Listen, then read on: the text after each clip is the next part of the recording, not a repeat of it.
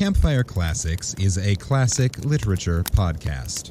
However, your hosts will occasionally use not-so-classy language and immature humor to describe very mature situations. As such, listener discretion is advised. Hi, I'm Ken Sandberg. And I'm Emily Bosco. Welcome to Campfire Classics, where we try to read those books that look really good on your shelf. And they make you feel real smart sometimes.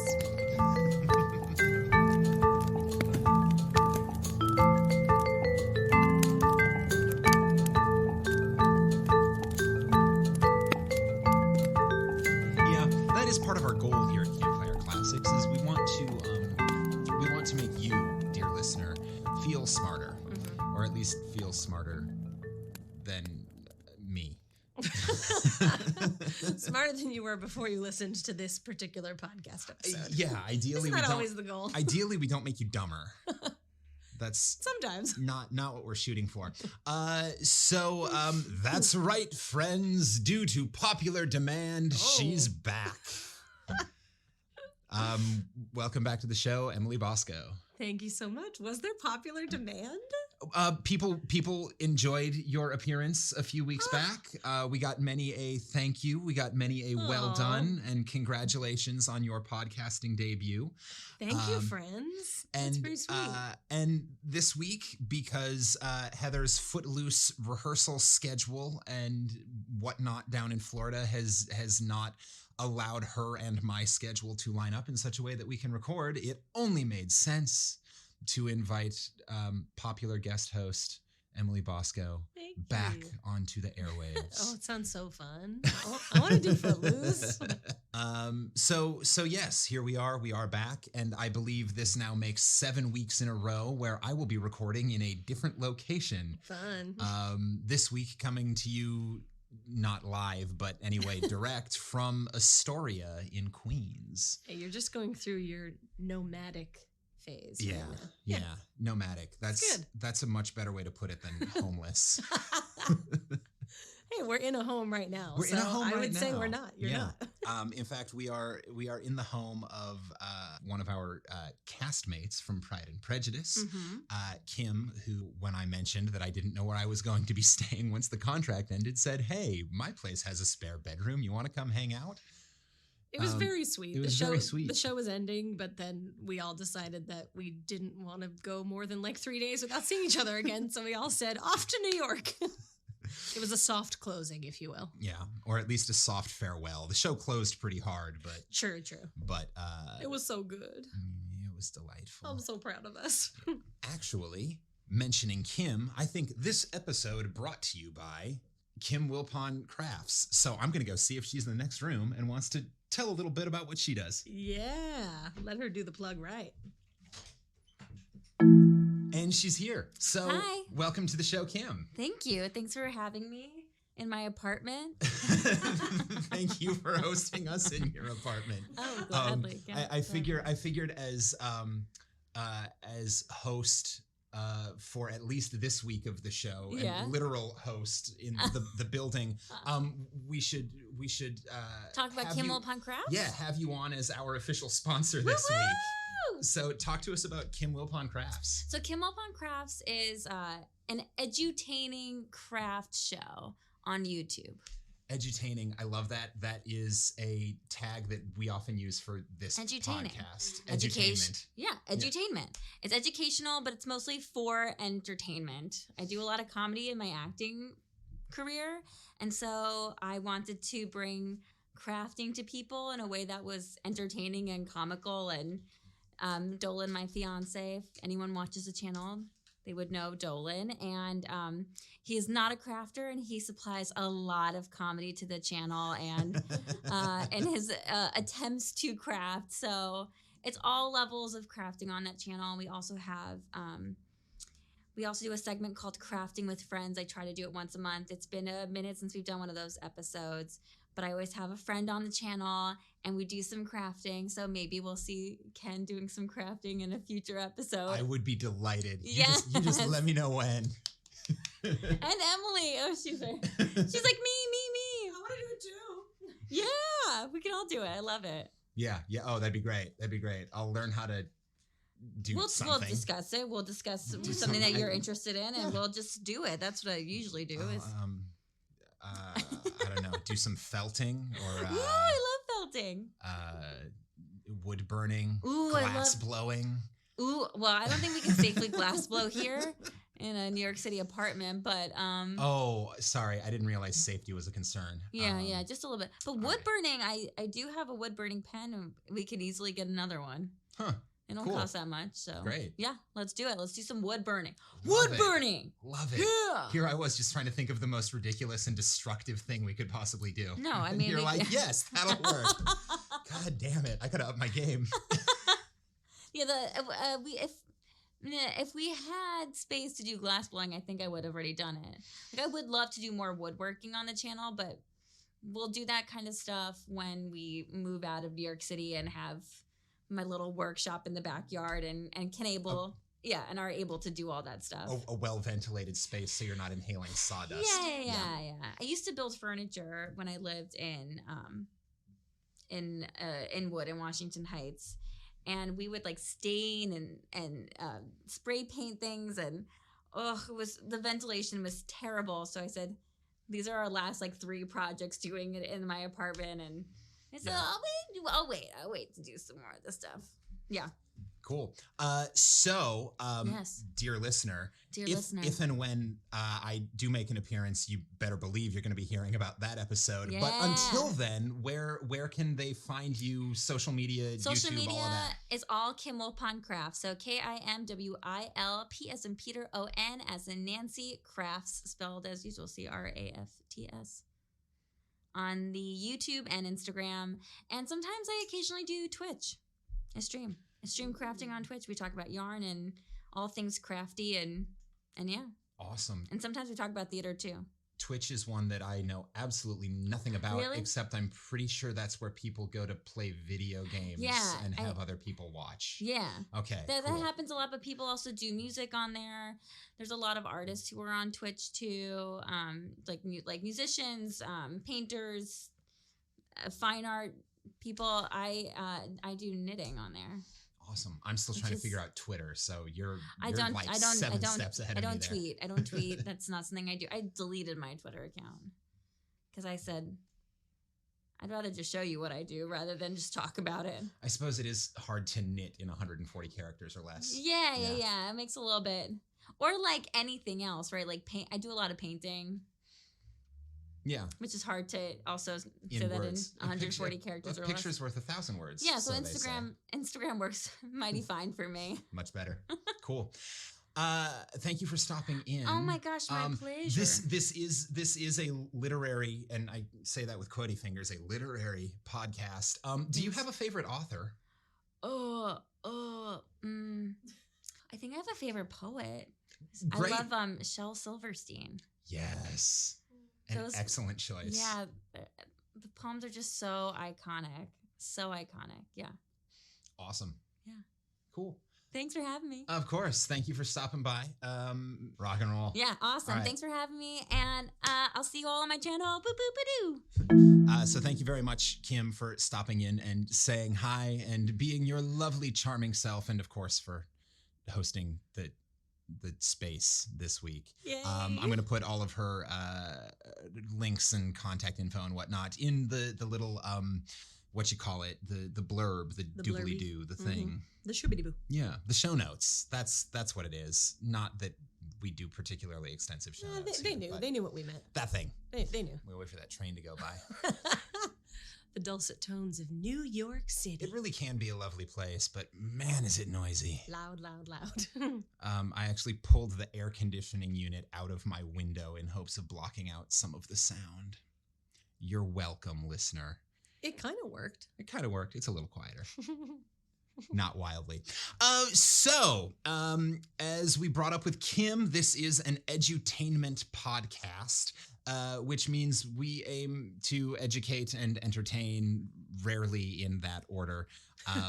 So how about if we get down to the meat of the matter. Yeah, let's do it. Great. So what we do here on Campfire Classics is read stories sight unseen. They are cold reads, which means there will be language that we're not prepared for and oftentimes weird accents. Occasionally someone from the American South makes their way into a story set in England. Oh boy. Oh boy. Oh boy. I'm scared.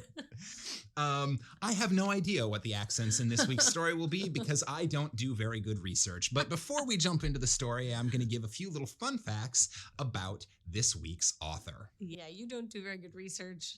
I don't do very good accents, so it's a good match. So it's a good matchup. Yeah. It's a good matchup. Bad research and bad accents. A for effort, That's though. how you get Monty Python. Correct. We commit, though. We do commit. Yeah. So, Edgar Allan Poe is best known for his gothic horror and mystery tales. Well, let's face it, today he's actually best known for having written the poem The Raven, which is that poem that the Simpsons Treehouse of Horrors episode is based on. Mm-hmm. But he also wrote... I'm sure he'd be happy with that legacy. Oh, I'm sure he'd be delighted. Anyone who makes it into the Simpsons has got to be happy with how their life went. My life's work. But also, obviously, a ton of other famous stories. The Telltale Heart, Fall of the House of Usher. Mm-hmm. He's a good one. All of those. Ookie spooky. Yeah. So he seems especially appropriate to read now as we're getting closer into Halloween. Spooky season. In fact, last time Campfire Classics read a Poe story, it was released as a Halloween bonus episode last year between episodes 19 and 20. The story was called The Black Cat, and it was the first story we ever read that made me feel really upset and uncomfortable. Oh no, you love kitties. I love kitties, and it was it was an upsetting story. Sure, I'm not getting a good vibe about the fate of the black cat. So go ahead and go check that episode out. If you decide you want a few more fun facts about Poe, or if you just want to hear an upsetting story about a cat. In the meantime, I'm going to do a few fun facts, do a brief recap on the death of Edgar Allan Poe. Ooh. On September 27th, 1849, Poe left Richmond, Virginia on his way to his home in New York City. No one seems to have heard from him, at least not with any reliable evidence, until a week later on October 3rd, when he was found delirious wandering the streets of Baltimore. He was described as repulsive, with unkempt hair, a haggard, unwashed face, and lusterless and vacant eyes. He was also wearing somebody else's clothes. Oh. They were worn out and shabby, which was weird because he usually kept himself very neat and presentable. They did not fit well, and strangely for the period, he didn't have a vest. No one knows how he got there because aside from unreliable scattered reports, no one has admitted to seeing him during that missing week. So he leaves Richmond to go to New York and turns up in Baltimore, and no one knows what the fuck happened. And someone took his clothes. And apparently he switched clothes with someone. Oh, God.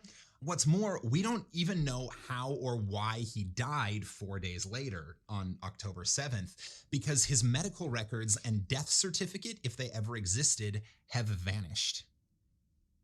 No idea where they are. There is no record of what the coroner discovered. Nothing. No, popular theories range from hypoglycemia to murder. Yeah, I'm thinking it's that second one. And one man suggested that Poe, a well-known alcoholic, simply drank himself to death, but even that is tough to verify because people disagree over whether or not Poe was, in fact, an alcoholic, because the reports of his alcoholism mostly come from his personal enemies and literary detractors. So...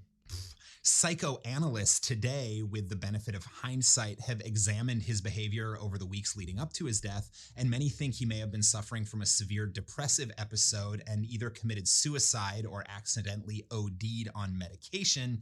But once again, this is all conjecture since there's no record of what he died of. He never, during those last 4 days of his life, became lucid enough to explain what happened himself, or if he did, no one he spoke to was forthcoming. So, creepy and mysterious. Yeah. It is said that he repeatedly called out the name Reynolds on the night before his death, though no one has ever been able to identify the person he might have referred to. Suggestions have been made that he was calling out to the editor of a newspaper who was also an explorer, a guy named Reynolds, who is thought to have been the inspiration for one of Poe's novels, or possibly a Judge Reynolds, who was a local judge in the area. This last has led people to believe that he might have been a victim of cooping during the recent local election. Cooping was an election fraud practice where people were kidnapped off the street, cooped up in a small space, force-fed copious amounts of alcohol, and beaten and threatened to coerce them into voting repeatedly, fraudulently over and over again to help local politicians get elected. Oh my basically God. stuffing the ballot box. So the whole thing is bonkers, and no one really knows what happens. My theory is that he faked his own death and is still alive somewhere in Baltimore, but I don't have the support of any historians on that one. Sure. Yeah. But it does read like one of his stories. Right? So I feel like, it Like, could be a concoction of his. I'm wondering, I wonder if there was some intent going on, or if he just moved to Paris and had a body double die for him. I mean, if that idea makes you happy, you just keep on believing it. It really does. It really does make me happy. Anyway, today you will be reading a short story by Poe called The Devil in the Belfry. Ooh, yay. Yeah, let's start this fire.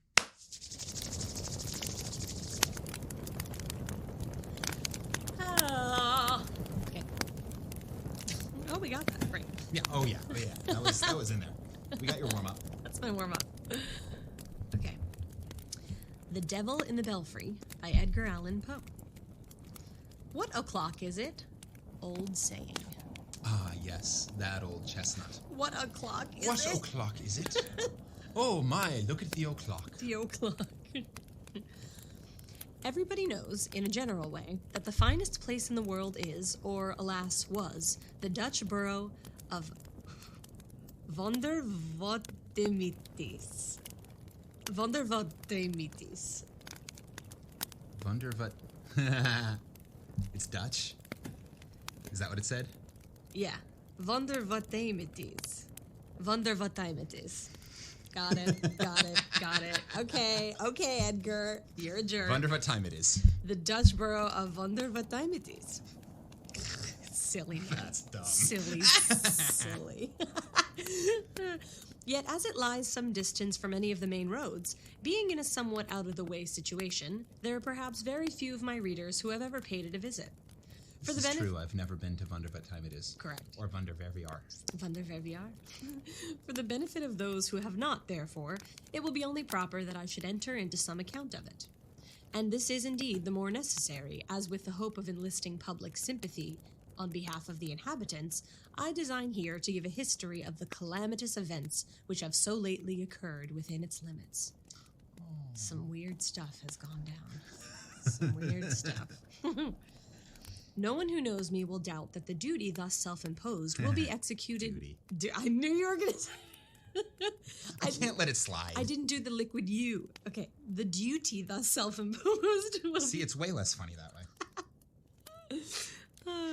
Will be executed to the best of my ability, with all that rigid impartiality, all that cautious examination into facts, and diligent collation of authorities, which should ever distinguish him who aspires to the title of historian. Somehow I have a feeling he's going to be... I don't know how good of a historian he's going to be. Well, history hasn't been terribly kind to Poe, so it would not surprise me to learn that Poe is also unkind to history. Yep, there you go. By the united aid of medals, manuscripts, and inscriptions, I am enabled to say positively that the borough of Vondervottemitis has existed from its origin in precisely the same condition which it at present preserves. Of the date of this origin, however, I grieve that I can only speak with that species of indefinite definiteness which mathematicians are, at times, forced to put up with in certain algebraic formulae. What? What? Wait, what? Okay, we're doing that again. Try that again. Yeah, we're doing that again. Of the date of this origin. Okay, so the origin of the town. The town of Wonder what time it is has been exactly the same since it was founded. And he's saying when it was founded, however, on the date of this origin, however, I grieve that I can only speak with that species of indefinite definiteness which mathematicians are at times forced to put up with in certain algebraic formulae. Oh. So he's like not sure, but he's sure about when the town was founded? Indefinite definiteness? It sounds like it was a long time ago, and that's about all he's got. Okay, great. Indefinite definiteness. Right. I think the town was founded in the year once upon a time. Got it. And in ye old times. Yeah. I mean, to me, that's everything prior to like 1970. I'm just like, back then. Yeah. In ye old times. Exactly. Everything prior to 1970, which encapsulates everything from the moon landing to cavemen, is Correct. Basically the same year. 100%. To me, it is. There you go. The date, I may thus say, in regard to the remoteness of its antiquity, cannot be less than any assignable quantity whatsoever. Okay, Edgar. Okay. What? It was a long time ago. It was a long time ago. This sounds like a guy who's studying for his SATs. It sounds like when you're trying to up the word count to meet the requirement for the essay. Oh, is that what's going on? Like, did he get paid by the word? Hey, Edgar, are you getting paid by the word, buddy? That's what I'm thinking. Are you getting paid by the word? Or the letter, which would explain why Wonder what time it is. It's like it's so 20 letters long. Touching the derivation of the name Wonder what time it is, I confess myself with sorrow equally at fault. Among a multitude of opinions upon this delicate point, some acute, some learned, some sufficiently the reverse, I am able to select nothing which ought to be considered satisfactory. Why is it a delicate point? Who came up with the name? It's so delicate. Because it's important to give credit where credit is due. True. But even more important to place blame where blame is due. And with a name like Wonder what time it is, I think it's a question of blame, not credit. Right. So. Goddamn Dutch. Perhaps the idea of grogswig, nearly coincident with that of crota plenty, is to be cautiously preferred. It runs, Wonder wat time it is, Wonder, igedonder, wat time it is, quasi und Bleitsitz obsol problitzen. What? I swear to you, I read the words as they are on the page. I believe you. I swear, unless this capital I is an L. Other than that, in one word. Other than that, that's what it says. Okay, so Grogswig and Krutaplenty are people, I'm going to assume. I'm going to read the sentence again. So he's like, who came up with this name? Perhaps the idea of Grogswig, nearly coincident with that of Krutaplenty, is to be cautiously preferred. It runs, Wonder wat time it is, Wonder, igedonder, wat time it is, quasi und Bleitsitz ob sol pro blitzen. Yep. Okay. Sure is. This derivative, to say the truth, is still countenanced by some traces of the electric fluid evident on the summit of the steeple of the house of the town council. I do not choose, however, to commit myself on a theme of such importance, and must refer the reader desirous of information to the Oratium Cule de Rebus Praeter Veteris of Dunderguts. See also Blunderbuzard de Derivationibus, page 27 to 5010, folio, Gothic edit, red and black character, catchword and no cipher, wherein consult also marginal notes in the autograph of Stufan de Puff with the sub-commentaries of Grutund Gutzel. Stufan Poof? Now, Stufan Poof? Yeah. Is this a relative of HR Puff and Stuff? Stuff and Puff, yeah. Stuff and Puff. HR Puff and Stuff. So, okay. So he's making fun of something. I think he's making. This is silly. I think he's making fun of. Oh, Ken just had a revelation. I think he's making fun of. Hang on, listeners. I'm going to be right back with you. His face just lit up. This is exciting things are happening here. Yes. I believe he's making fun, or at least satirizing / quoting-ish, Washington Irving, writer of Rip Van Winkle and The Legend of Sleepy Hollow, and a guy who we have read on this podcast in the past. But he liked to, on occasion, write under the pseudonym Diedrich Knickerbocker, who was a Dutch historian who wrote a satire history of New York and was forever giving quotations from non-existent books and referencing ridiculous non-existent source materials. It's gotta be this. And since this is a Dutch city and he's doing so, that's what's going on. Page 27 to 5010 folio. Yeah, sure. Gothic edit. Yeah, that's funny. All right. Okay. So, all right. Touche, Edgar. So what do you think, listener? You listened to us read a Diedrich Knickerbocker story like 6 months ago. Oh, Does that sound like this? I don't know. I don't remember. Knickerbocker. Listen back. Let me know what you think. Okay, let's dive back in. Notwithstanding the obscurity which thus envelops the date of the foundation of Vondervatimities and the derivation of its name, there can be no doubt, as I said before, that it has always existed as we find it at this epoch. The old epoch? Epoch, yes. Epoch. This epoch, this time, this period of history. EPIC is epic. Yes. EPOCH is epoch. Epoch or apoch. All right, look at that. Yeah. Educational, edutainment, I'm learning. The oldest man in the borough can remember not the slightest difference in the appearance of any portion of it. Indeed, the very suggestion of such a possibility is considered an insult. The site of the village is in a perfectly circular valley, about 1/4 mile in circumference, and entirely surrounded by gentle hills, over whose summit the people have never yet ventured to pass. For this they assign the very good reason that they do not believe there is anything at all on the other side. Okay. Well, these people sound dim and a little bit boring, but the location sounds beautiful. It sounds gorgeous. Kind of like West Virginia. Oh, take me back. Oh. The people are dim and a little bit boring, but the place is beautiful. Oh, snap, listeners! That was not me. That was Kenneth. I will not take this West Virginia slander. I don't think anyone is going to mistake my voice for yours. All right. Well, no. I just want to make sure I don't get canceled. I want you. You're the one who's going to get canceled. Round the skirts of the valley, which is quite level and paved throughout with flat tiles, extends a continuous row of 60 little houses. These, having their backs on the hills, must look, of course, to the center of the plain, which is just 60 yards from the front door of each dwelling. Oh, it sounds nice. Every house has a small garden before it, with a circular path, a sundial, and 24 cabbages.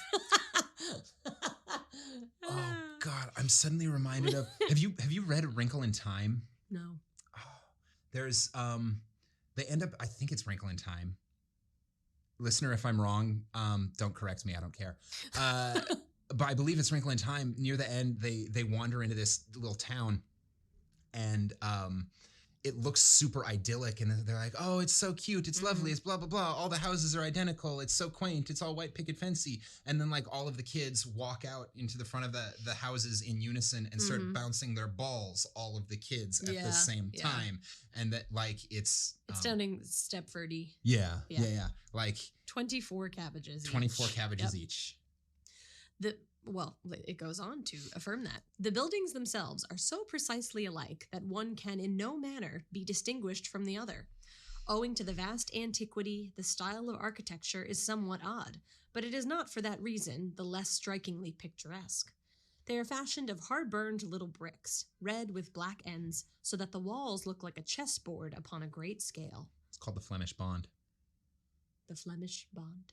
The black ends that stick out of the otherwise red wall. It's called the Flemish Bond. Okay. How do you know that? I'm a dork is the short answer. The longer answer is I learned it working in historic Philadelphia because a lot of the buildings in Philadelphia have that architecture style. And There we go. I was curious, so I looked it up. I love it. Let's see. They are fashioned of hard-burned little bricks, red with black ends, so that the walls look like a chessboard upon a great scale. The gables are turned to the front, and there are cornices.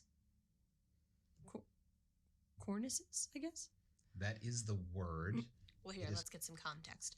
And there are cornices as big as all the rest of the house over the eaves and over the main doors. So probably like overhang? Cornice. Yeah. An ornamental molding around the wall of a room just below the ceiling, an overhanging mass of hardened snow. Well, probably not that. There we go. On a mountain. So it's the decorative crap at the top of the walls. The overhang, yeah. Cool. So there are those, as big as all the rest of the house, over the eaves and over the main doors. The windows are narrow and deep, with very tiny panes and a great deal of sash. On the roof, a great deal of sash. Sashy. On the roof is a vast quantity of tiles with long curly ears. Okay. Ears? They got ears. All right. The tiles have ears. The woodwork... And the hills have eyes. Correct. The woodwork throughout is of a dark hue, and there is much carving about it, with but a trifling variety of pattern, for, time out of mind, the carvers of Wonder what time it is have never been able to carve more than two objects, a timepiece and a cabbage.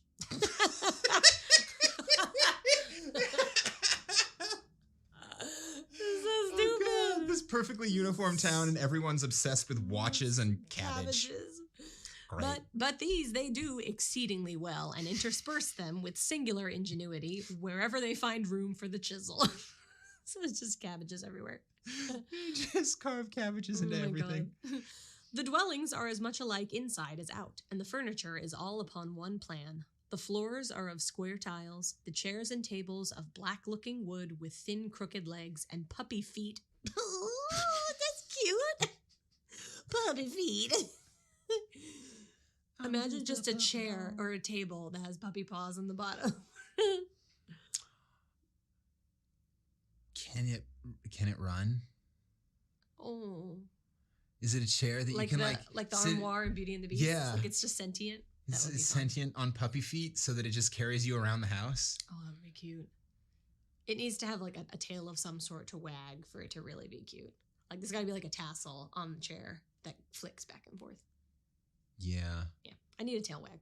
That's fair. I'm trying to think of where that tassel would hang from the chair. It'd be like the placement would be a little weird. True. The mantelpieces are wide and high and have not only timepieces and cabbages sculptured over the front, but a real timepiece which makes a prodigious ticking on the top in the middle, with a flower pot containing a cabbage standing on each extremity by way of outrider. We've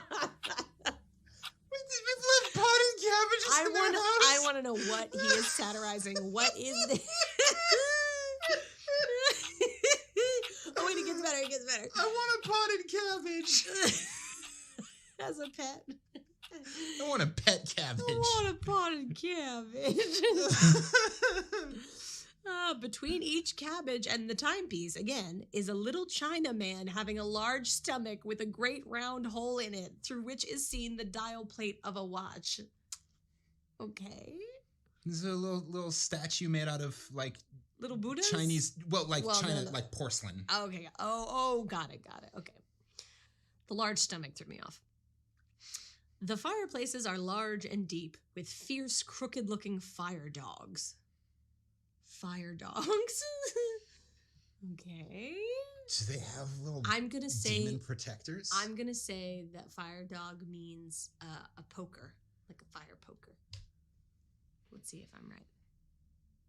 Andiron. Yep. Yes! God, I'm so smart. Oh, wait. That's part typically in a pair. Used for... that holds... Oh, no, not the poker. The little, like, metal grate that sits in the bottom that keeps it... Fine. You're in the right world. You're in the right universe. You're right. I was close. Thank and you. Don't be bitter at me just because you were wrong. I can't work like this. Okay, back to the fire dogs. There is constantly a rousing fire and a huge pot over it full of sauerkraut and pork, to which the good woman of the house is always busy in attending. She is a little fat old lady with blue eyes and a red face, and wears a huge cap like a sugar loaf, ornamented with purple and yellow ribbons. Her dress is of orange-colored linsey woolsey, made very full behind and very short in the waist. Oh, she got a fat ass. That's what we're saying. Yeah, yep. She got that shelf in the back. She got a fat ass. Her dress, I want to say linsey woolsey again. Her dress is of orange-colored linsey woolsey, made very full behind and very short in the waist, and indeed very short in other respects, not reaching below the middle of her leg. Oh, she got a short skirt. So okay. So shelf in the back and showing off some ankle. Yes, this is somewhat thick, and so are her ankles, but she has a fine pair of green stockings to cover them. Hey, thick thighs save lives. Yes, they do. Her shoes of pink leather are fastened each with a bunch of yellow ribbons puckered up in the shape of a cabbage. In her cabbage palooza. In her left hand, she has a little heavy Dutch watch. In her right, she wields a ladle for the sauerkraut and pork. By her side, there stands a fat tabby cat with a gilt toy repeater tied to its tail, which, quote-unquote, the boys have there fastened by way of a quiz. The boys themselves are, all three of them, in the garden attending the pig. They are each 2 feet in height. They have 3-cornered cocked hats, purple waistcoats reaching down to their thighs, buckskin knee breeches, red stockings, heavy shoes with big silver buckles, long surtout coats with large buttons of mother of pearl. Each too has a pipe in his mouth and a little dumpy watch in his right hand. Okay, more watches. Why are all these kids smoking pipes at 2 feet tall? 2 feet tall. Oh, no. Also, if they're all the same height, that means they're triplets. Yep. Which means each of the 60 houses in this town has triplet 2-foot-tall boys smoking pipes, which means the population is not about to increase anytime soon. Wow, yeah, you're right. It's got heavy implications.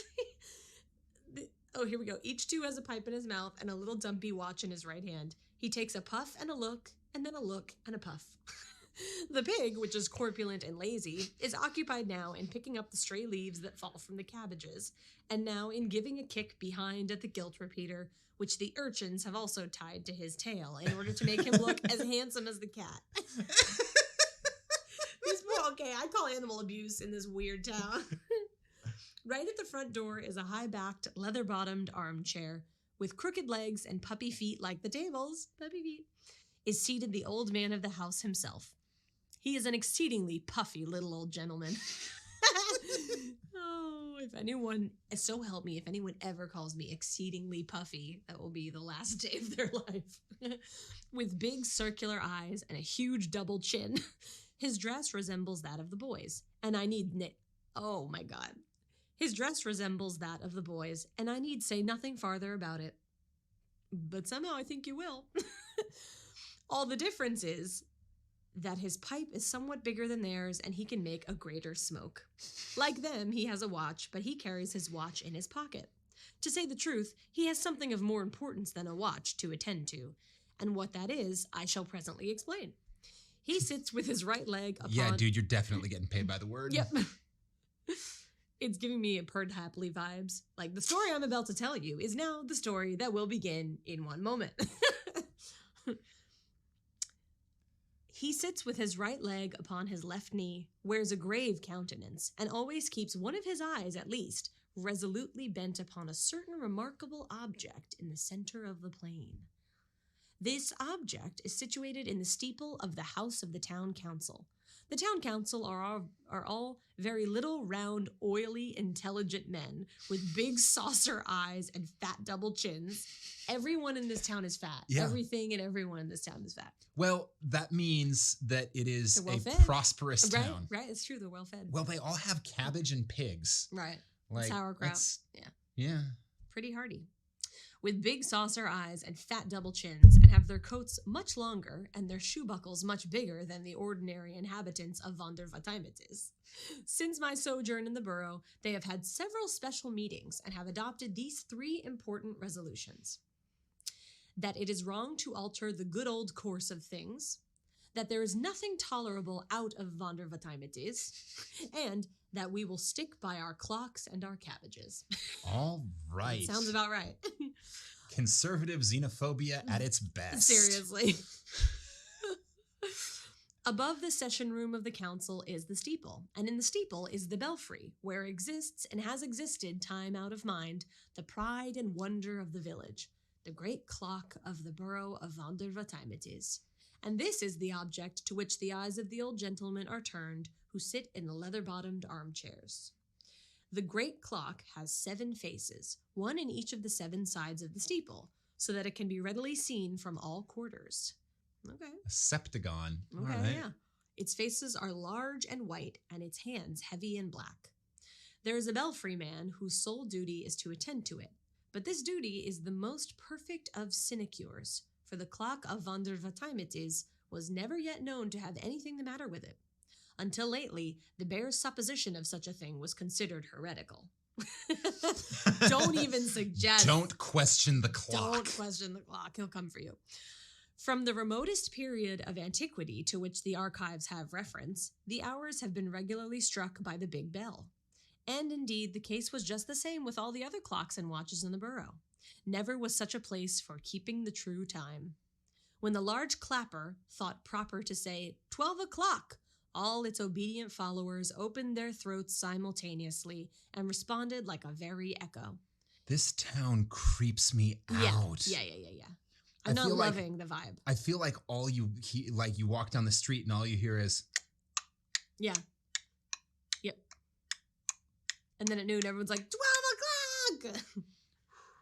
I mean, I got nothing else to do except, like, fuck with their animals. And eat sauerkraut. Yeah. In short, the good burgers with an H. Yes. Burgers. It's... Burgers. I'm gonna look it up, but it's basically the town council, this city council. Got it. Burger, a citizen of a town or city, typically a member of the wealthy bourgeoisie. There you go. Okay. In short, the good burgers were fond of their sauerkraut, but then they were proud of their clocks. The 2 main values of this town. In the grand scheme of things, if you're gonna be an isolationist, conservative little town, at least the things you're taking pride in are clocks and cabbage. Like, it could be worse. Yeah, that's true. You'll be a laughingstock, but at least you're not they don't care. murdering people. Well, let's see where this goes. We'll see. It is Poe, after all. It is Poe. And no one better question the clock. True. All people who hold sinecure offices are held in more or less respect, and as the belfry man of Vondervatimitis has the most perfect of sinecures, he is the most perfectly respected of any man in the world. Oh, whole world. Wow. I know. Well, I mean, there is nothing worth seeing in the entire world outside of Vondervatimitis. So, that's true. What's that word you keep saying? Sinecure? Yeah. How do you spell it? Sinecure.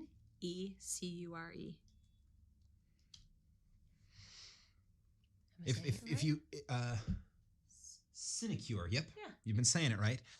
A position requiring little or no work, but giving the holder status or financial benefit.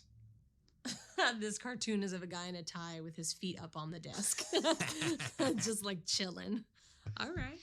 Sinecure. Cool. You I was willing to let it slide the one time without understanding what it meant because context clues, sure. But because you'd now I think you said it three times. I'm just like, okay, we need a definition. Okay, I'll say that one again now that we know what it is. It's the princess track of jobs. Yes. That's true. Low effort, high reward. Mm-hmm. All people who hold sinecure offices are held in more or less respect. And as the belfry man of Vondervatimitis has the most perfect of sinecures, he is the most perfectly respected of any man in the world. He is the chief dignitary of the borough, and the very pigs look up to him with a sentiment of reverence. His coattail is very far longer, his pipe, his shoe buckles, his eyes, and his stomach very far bigger than those of any other gentleman in the village.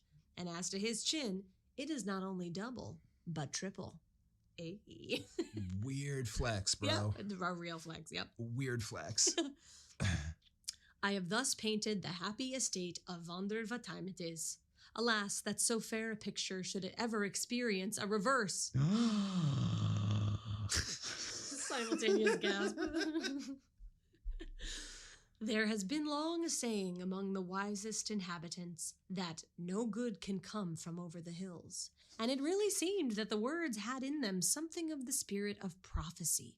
It wanted 5 minutes of noon on the day before yesterday when there appeared a very odd-looking object on the summit of the ridge of the eastward.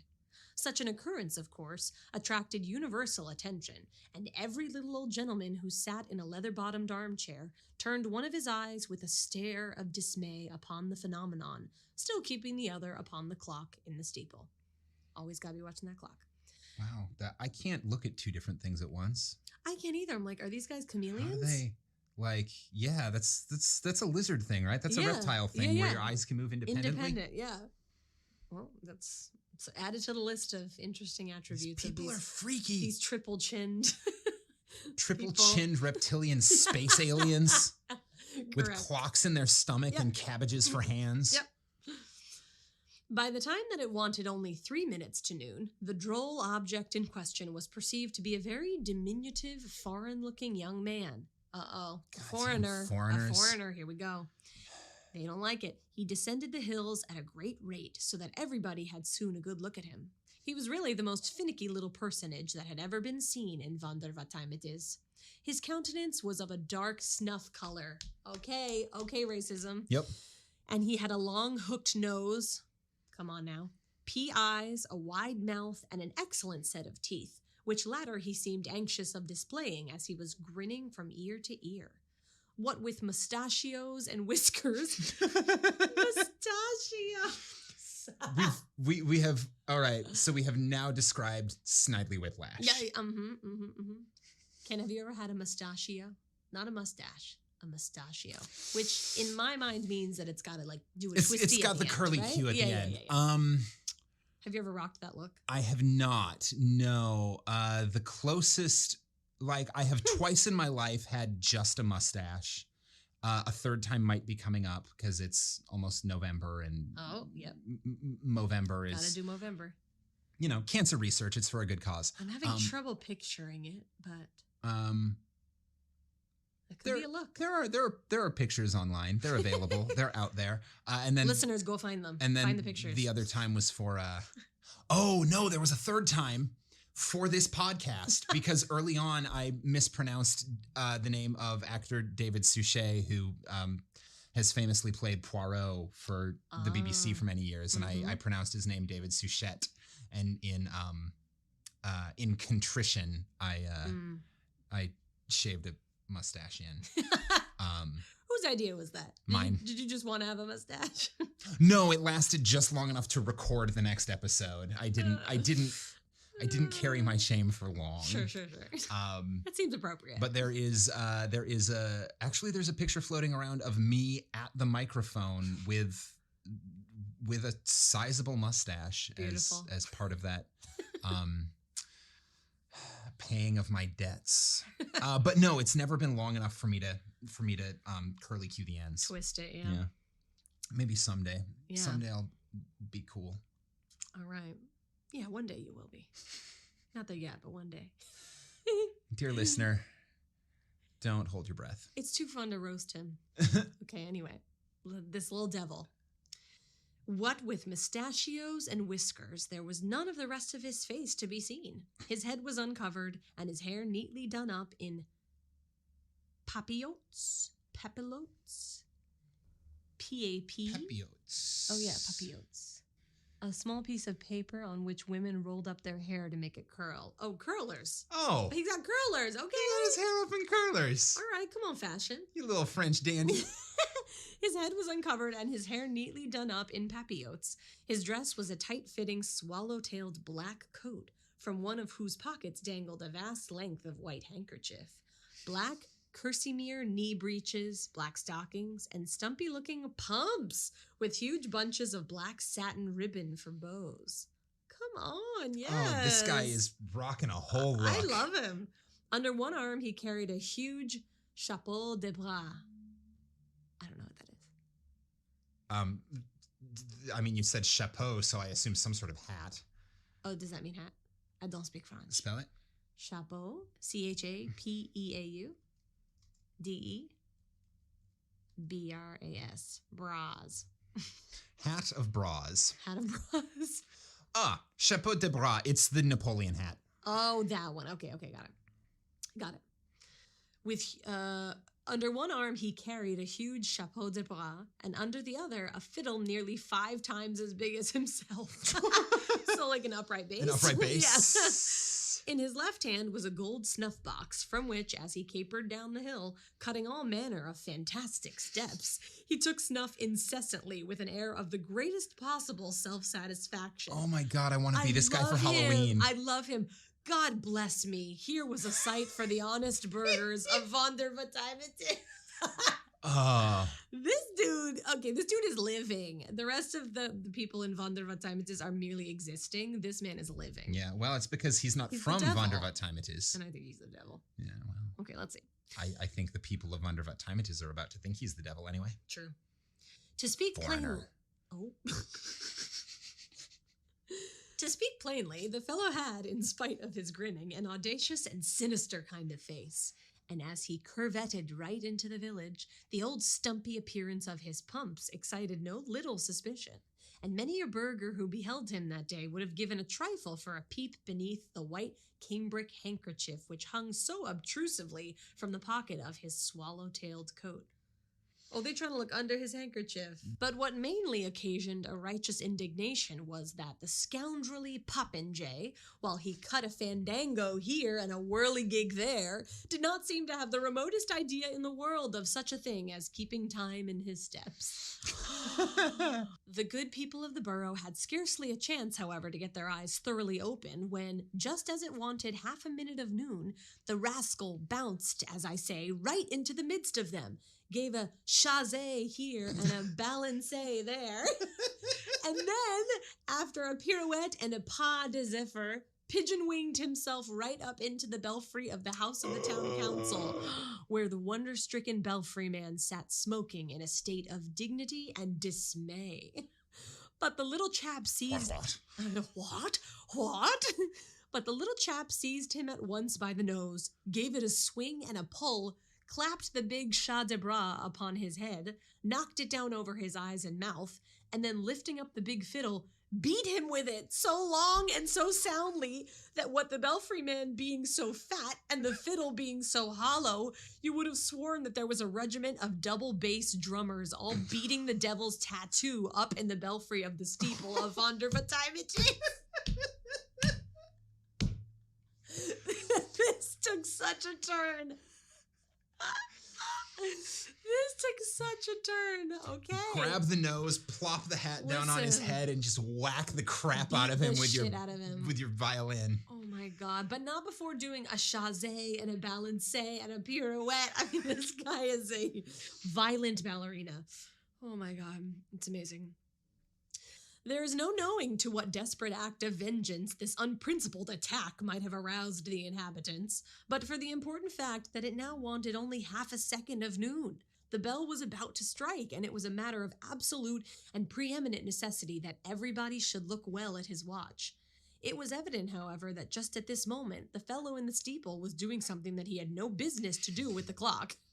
But as it now began to strike, nobody had any time to attend to his maneuvers, for they had all to count the strokes of the bell as it sounded. 1, said the clock. Von, echoed every little old gentleman in every leather-bottomed armchair in Vondervatimitis. Von, said his watch also. Von, said the watch of his vrouw. Vrouw? Frau, his wife, his lady. Oh, interesting. Yeah, you're right. And Von, said the watches of the boys and the little gilt repeaters on the tails of the cat and the pig. 2, continued the big bell, and do, repeated all the repeaters. 3, 4, 5, 6, 7, 8, 9, 10, said the bell. 3, 4, 5, 6, 7, 8, 9, 10, answered the others. 11, said the big one. 11, assented the little ones. 12, said the bell. 12, they replied, perfectly satisfied and dropping their voices. Und 12 it is, said all the little old gentlemen, putting up their watches. But the big bell had not done with them yet. 13, said he. Der Teufel, gasped the little old gentleman, turning pale, dropping their pipes, and putting down all their right legs from over their left knees. Der Teufel, groaned they. 13, mein Gott, it is 13 o'clock.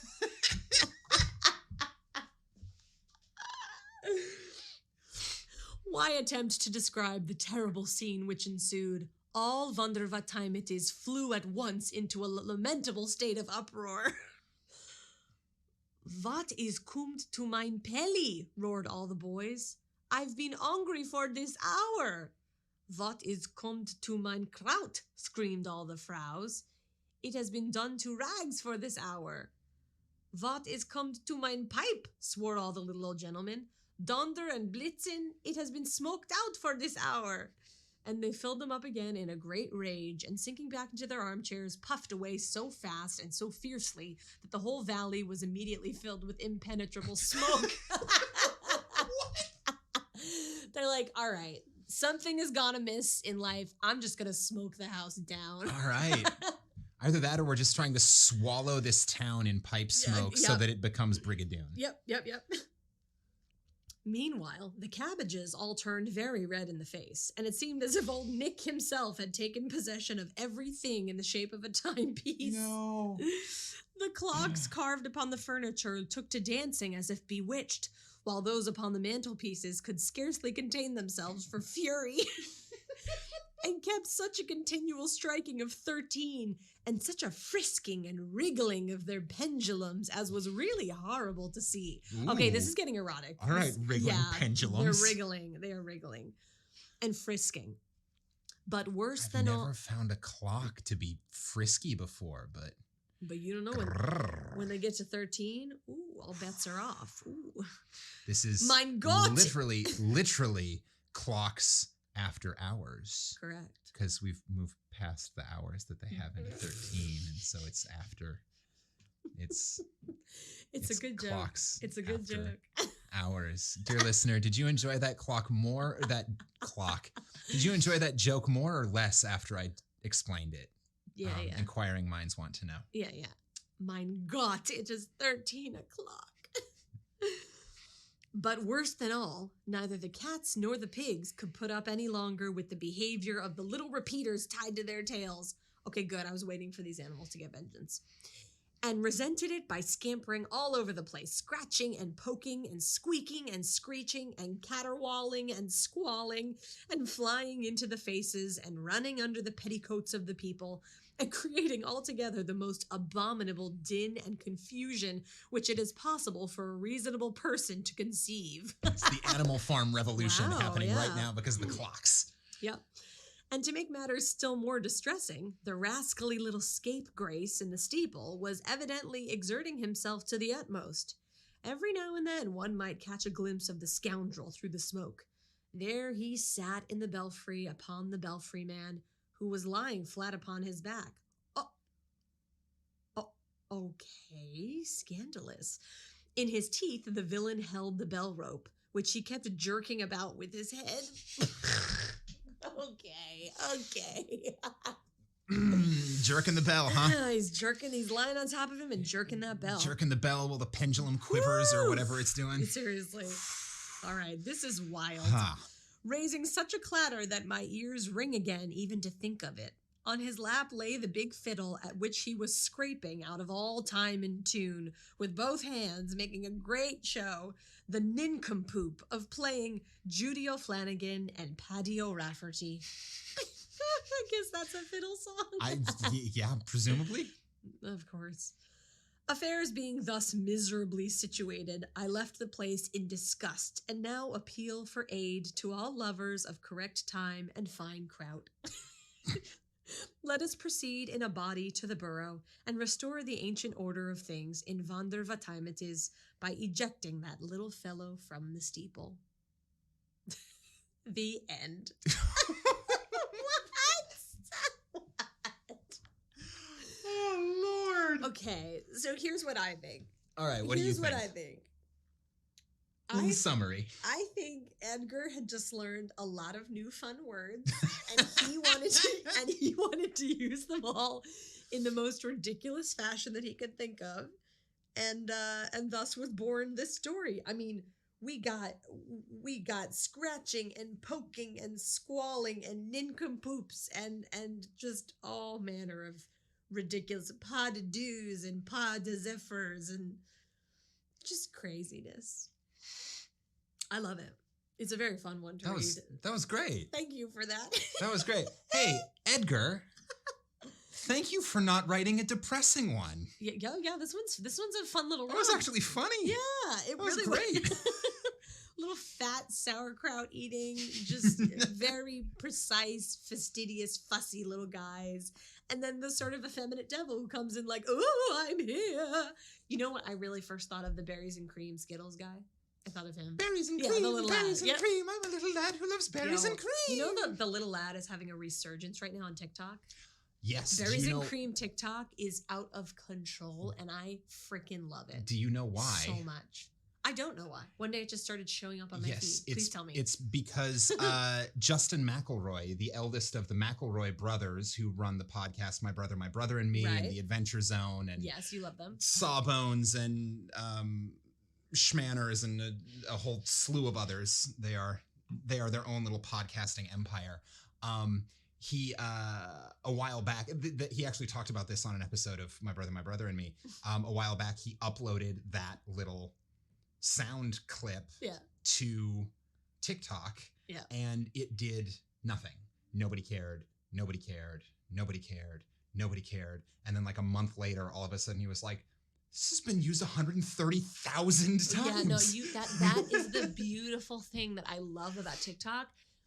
Everyone's sense of humor is so like unique, but at the same time, we all sort of find the same specific things funny. Like, yeah.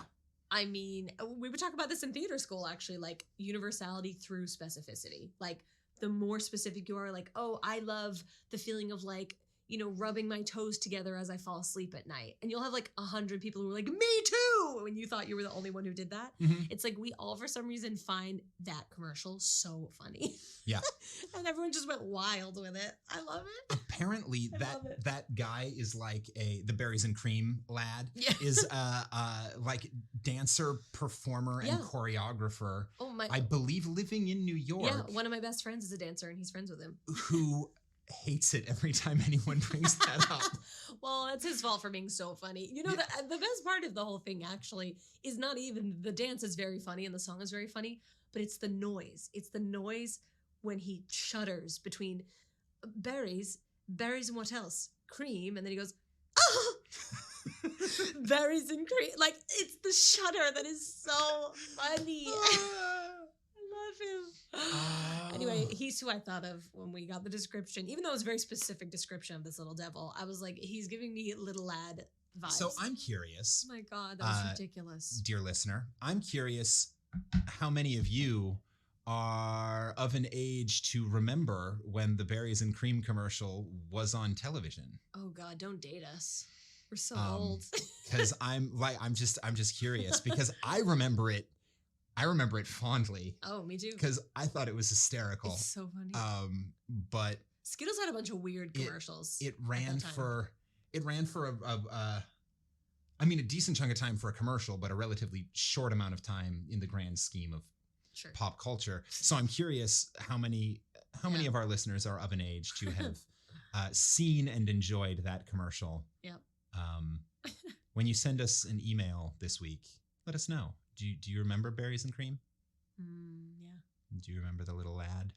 Yeah. And if you're feeling really into it, record a video of doing the berries. You doing I was the berries just and gonna cream. say, I think we should solicit some reenactments because every kid who watched that in the early 2000s, I guess, late 90s, Late 90s, early 2000s, yeah. Every kid would then go to their mom and be like, berries and cream, and mom was like, yes, I get it. It was on TV, Yeah. depending on her level of patience. Great. So send us a video of you doing the berries and cream dance. Yeah. Yeah. Oh, that'll be fun. That'll be fun. I hope we get some. But berries and what else? Cream. Oh. Oh, Lord. I could do it all day. It's so fun. Oh, it's so dumb. Well, I never thought Edgar Allan Poe would give me this much laughter. So Right? I'm very happy. I feel practically giddy. Do you want to do a pas de deux or a pas de zephyr? What is a pas de zephyr? I have no idea. That's gonna. How's it that's spelled? like pas de deux, so I think PASDE, and then zephyr, ZEPHYR. Here we go. Let's watch someone do it. This is a video of someone doing the pas de zephyr. I'll describe what's happening, as this is an audio medium. Oh. It's like a kick out to the side with the leg like just hovering there. This beautiful ballerina. Oh, that's what he was doing? It's very graceful. Wow. Okay, he's a very skilled athlete because that's hard. I will add a link to that little video also in the show note doobly-doo, so you can see what a pas de zephyr looks like. You go, little devil. Yeah, he's got skill and a mischievous spirit. I fuck with him. I think we'd be friends. I like that guy. I'm on his side. Yeah. I really do want to dress up as him for Halloween. Comb through that description really specifically. Yeah. Get all the pieces. Get the Napoleon hat. I think The little black pumps. Yeah, I think you could do it.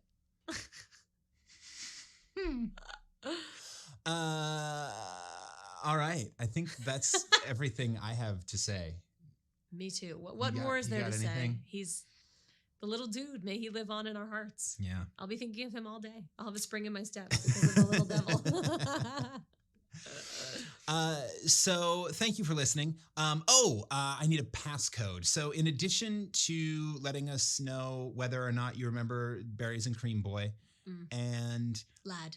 Berries and Cream, the little lad who loves berries and cream, and hopefully sending us a reenactment of that dance. Nincompoop. Nincompoop. I like it. That's a good password. I like it. Just send us the word nincompoop. Great. That will be your secret passcode this week, and it will win you the prize of my personal love and admiration. You're welcome. Beautiful. So send us that, and I guess until next week, this has been Campfire Classics, where we try to read those books that look really good on your shelf. We